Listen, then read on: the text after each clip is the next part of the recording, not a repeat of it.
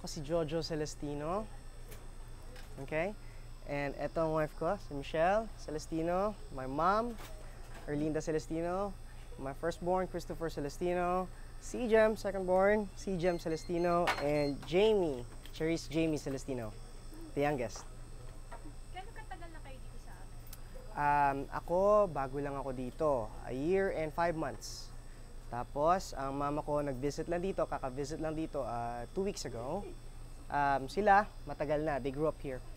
Ayan. Ano yung trabaho mo dito sa Dito, nagtatrabaho ko bilang IT. So, I work for IFC World Bank.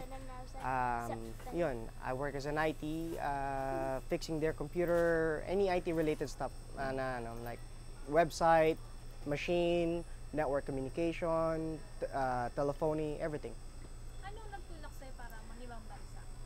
Well, syempre, sa buhay, kailangan nating umangat.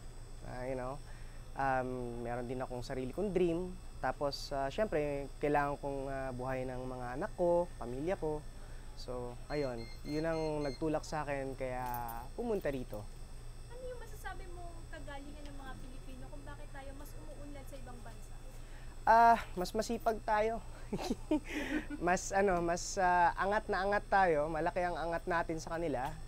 1 to 10 scale natin, siguro nasa 10 tayo, 9 and 10. Ganun ang scale natin. Once na malaman nilang Pilipino, alam nila masipag. So, nakatatak tayo sa kanila talaga na matyagain tayo, trabaho, mahabang pasensya. Tsaka, ayun, believe sila sa atin. Okay lang? Ano yung masasabi mong pagbabago ng Pilipinas kung galing ka sa Pilipinas? Meron ka ba nakita pagbabago mula sa mga nagdaang administrasyon sa administrasyon ni Pangulong mo? Mga infrastructures, yun, napansin ko. Yung tulad dati, yung mga LRT natin, syempre.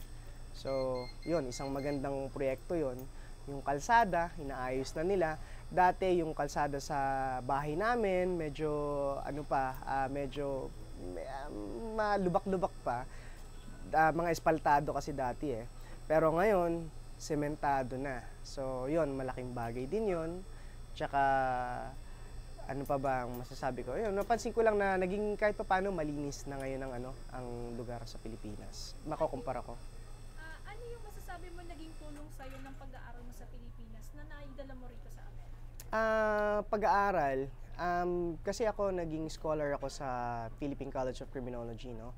So, malaking bagay yung mga scholarship program na binibigay ng mga eskwelahan, ng gobyerno, o kahit na ng private sector na nagbibigay ng scholarship grants sa mga tao. Malaking bagay ito kasi hindi lang basta edukasyon ang binibigay nila, kinabukasan ng isang tao, kinabukasan ng isang pamilya. Papasalamat ako kahit papaano, ang pamilya ko, nabubuhay ko, no? Sa tulong din ng pagsisikap ko, tsaka sa tulong nila na nagbigay ng scholarship grant sa akin.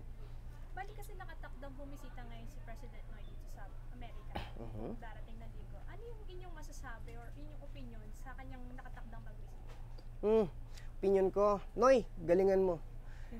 Pagpatuloy mo lang, magaling na, ayos na. Saludo kami sa'yo.